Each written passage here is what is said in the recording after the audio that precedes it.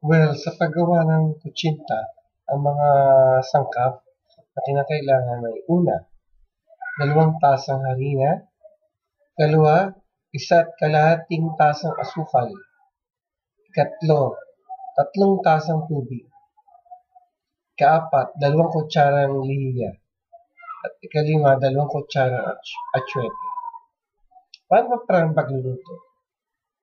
Ang dapat gawin sa unang pagkakataon ay ibabad sa kalahating tasang tubig ang atsuete, katasin at salain sa katsa o tela.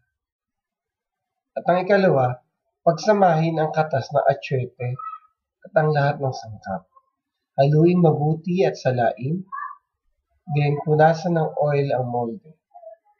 Ikatlo, ilagay sa molde ang sinala na sangkap ng 1/4 inches ang layo sa labi ng molde at pasingawan ng 15 hanggang 20 minuto.